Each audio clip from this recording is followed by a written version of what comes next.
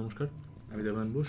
Welcome to all my sensible viewers. প্রথমেই sorry, আমি মাঝখানে কদিন ভিডিও বা শর্টস দিতে পারিনি, তার জন্য অনেক সরি। একটু ব্যস্ত ছিলাম বলে আমি মাঝখানে কটা ভিডিও পোস্ট করার সময় পাইনি। তো আজকে আমি যে মানুষটাকে নিয়ে কথা বলবো, তিনি না কোনো পলিটিশিয়ান, না কোনো বড় ক্রিকেটার, বা না কোনো এমন ব্যক্তিত্ব যাকে নিয়ে আমাদের দেশ বলুন বা রাজ্য বলুন, একে নিয়ে খুব একটা আলোচনা বা লাইমলাইটে কখনো আসেনি। তার কারণটা হচ্ছে ইনি একজন নর্থ ইস্টের মানুষ, এবং আমরা সবাই জানি যে নর্থ ইস্ট বরাবরই আমাদের ভারতবর্ষ থেকে একটু সবসময় আলাদা থেকেছে মানে একটু লাইমলাইট থেকে সবসময় আলাদা থেকেছে। তো এনার নাম হচ্ছে জুবিন গার্গ।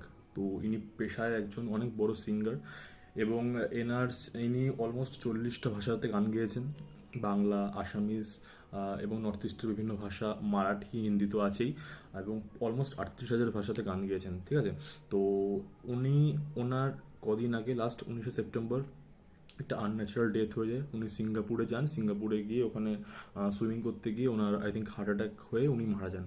তো জুবিন গার্গ শুধুমাত্র একজন মানে মানে গায়কে ছিলেন না, উনি অনেক বড় একজন সামাজিক, মানে কি বলবো, লাইক সোশ্যাল একজন ব্যক্তি ছিলেন।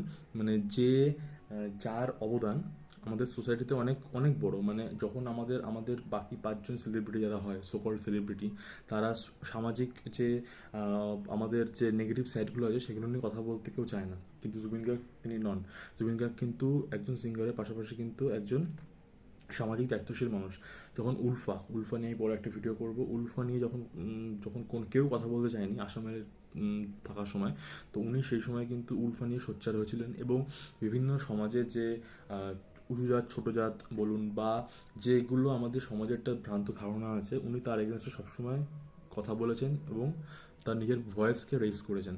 তো আজকে ওনার কদিন আগে উনি মারা গেলেন, 19 সেপ্টেম্বর।